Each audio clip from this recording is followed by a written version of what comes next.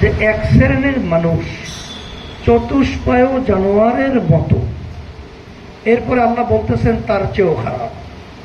এরপর আল্লাহ অন্য আয়াতে বলছেন একেবারে সমস্ত মাখলুকাতের ভিতরে সবচেয়ে নিকৃষ্ট তাও মানুষ। সবাই বলে নাউজুবিল্লাহ। তাইলে মানুষের ভিতরে সর্বশ্রেষ্ঠ সম্মানিত আশরাফুল মাখলুকাত, আবার মানুষ, এই মানুষের ভিতরে আবার সবচেয়ে নিকৃষ্ট, একেবারে শুকুরের চেয়েও খারাপ। কে বলছেন? এখন কোন মানুষ সর্বোৎকৃষ্ট, সর্বশ্রেষ্ঠ এবং সম্মানিত, আর কোন মানুষ নিকৃষ্ট, এইটা তৈরি করার জন্যই উত্তম মানুষ কারখানা হলো মাদ্রাসা।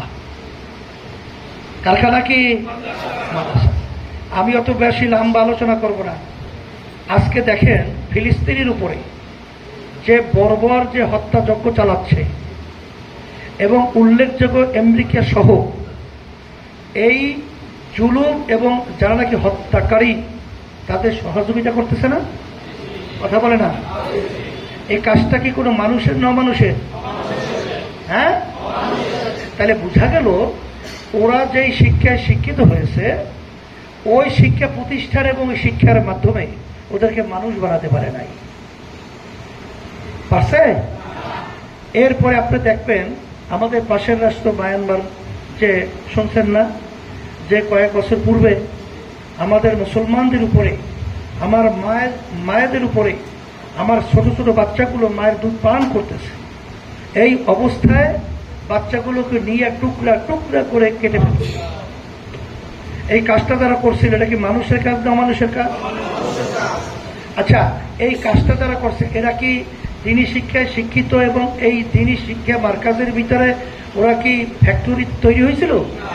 তাহলে বোঝা গেল ওরা যে শিক্ষায় শিক্ষিত হলো, ওই শিক্ষার মাধ্যমে ওদেরকে মানুষ বানায় নাই, ওদেরকে কুত্তার চেয়েও খারাপ বানাইছে।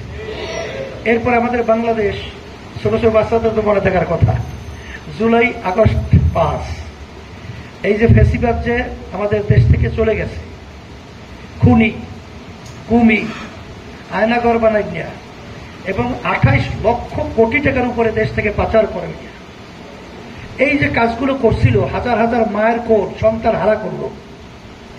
এই তাদের দাবিটা ছিল কি? বৈষম্য দূর করা। ন্যায্য দাবি কি? ন্যায্য দাবি না? এই ন্যায্য দাবির পরিপ্রেক্ষিতে এক পর্যায়ে তাদেরকে ঠান্ডা মাথায় পাখির মতো গুলি করে এই রাস্তার ভিতরে ফেলাইয়া দিল, হাজার হাজার মায়ের কোল খালি হলো। এই কাজটা যারা করলো এরা কি মানুষ না অমানুষের কাজ? আচ্ছা, এই কাজটা যারা করছে এরা কি সব এই দিনী শিক্ষা প্রতিষ্ঠানে তৈরি হয়েছিল?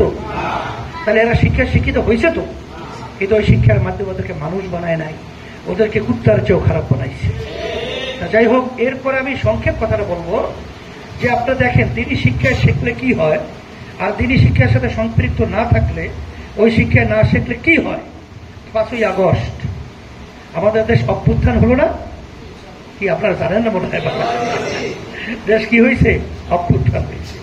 সেখানে মা তার কলিজা ফাটা চিৎকার, কি বলতেছে? মা বলতেছে আজকে কয়েকদিন পর্যন্ত আমার সন্তান আমাকে মা বলে ডাক দেয় না। এই কথা বলে আর মা চিল্লায়। এই যে গলা ফাটা কলিজা ভরা চিৎকার, এখন আমাদের মুখদের সেই পানি পানি শব্দটা আমাদের কানে এখনো ভাসতেছে।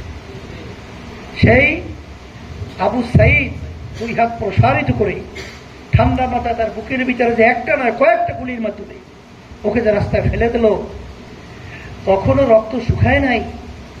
যারা দিনী শিক্ষায় শিক্ষিত, আপনারা দেখছেন দিন যাদের সাথে সম্পৃক্ত, তারা কিন্তু এই দেশকে সুন্দর অবস্থানে রাখার জন্য, ভারত যেন আমাদের দেশকে আবার অশান্তি না করতে পারে, তাদের তো একটাই পুঁজি, কি? সংখ্যালঘুদের উপরে হত্যা, তাদের বাড়িঘর ভাঙচুর, তাদের বিভিন্ন ইজ্জত লুণ্ঠন, তাদের এই ঘরবাড়িতে আগুন, এই বিভিন্ন একটা কায়দা করিয়া দেশকে অশান্তি করিয়া বিশ্বের মধ্যে তারা একটা আবার এখানে অশান্তি তৈরি করার প্রক্রিয়া শুরু করার পথ তৈরি হতে পারে।